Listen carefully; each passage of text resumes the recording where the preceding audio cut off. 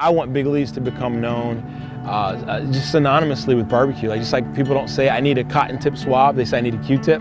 People don't say, can you pass me a facial tissue? They say, give me a Kleenex. When people say, I want barbecue, I just want them to naturally say, hey, let's go get some Big Lee's tonight, all around the world. That's it for me. We have customers that have come from the UK, Ireland, Sweden, Amsterdam, Canada, had customers from South Africa, where else? I mean, all over the world. So those things are always a shock to me because for 4 years I've kept my head buried in what we do here. You know, I haven't been, out wondering where everybody's coming from and that sort of thing. I've just been so focused on just cranking out a quality product that those stories and that info, it always shocks me.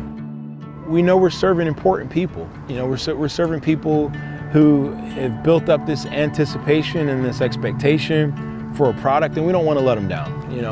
I always tell people we have nothing really to impress you with here. I mean, it's a trailer, 3 picnic tables, a few smokers out back. There's no ambiance.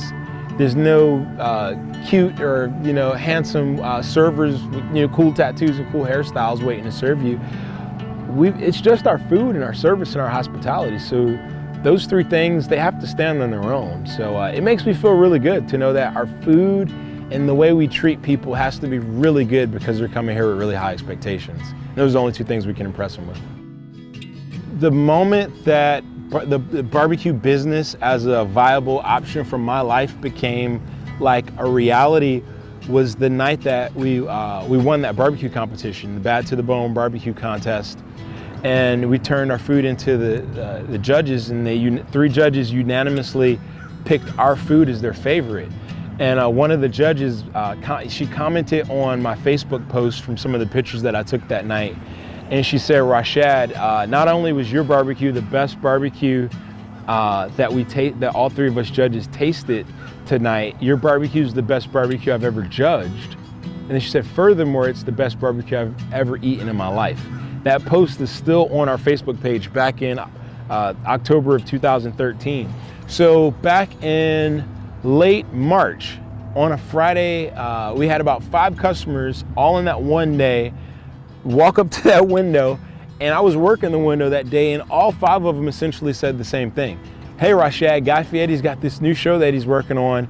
He's looking for people to send in audition tapes, and I think you'd be great for it. The 5th person that approached the window and said it to me, she walks up to the window and she puts her hands down on the counter.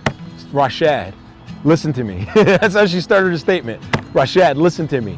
Guy Fieri's doing the show. She said the same thing everyone else did, but she said it with like this urgency and emphasis as if someone's life depended on this. And I'm like, okay, this is pretty serious. It was literally the last video audition that the casting company received. We got the phone calls. I put it on speakerphone so all my family could hear. I didn't know if it was going to be good news or bad news. And they told me that they loved the video. They said Guy Fieri himself and his production crew had seen the video, they loved it, and they wanted me to be a part of the show. So far, I mean, Guy's Big Project definitely changed my life in a lot of great ways.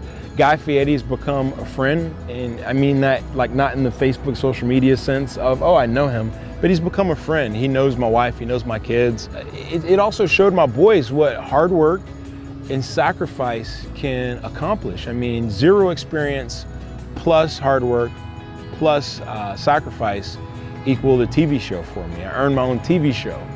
I got to be an ambassador for a part of the culinary world that I love deeply. I mean, barbecue.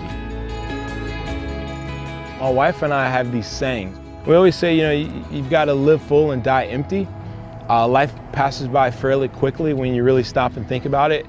And I want to live a kind of life where there's no regrets.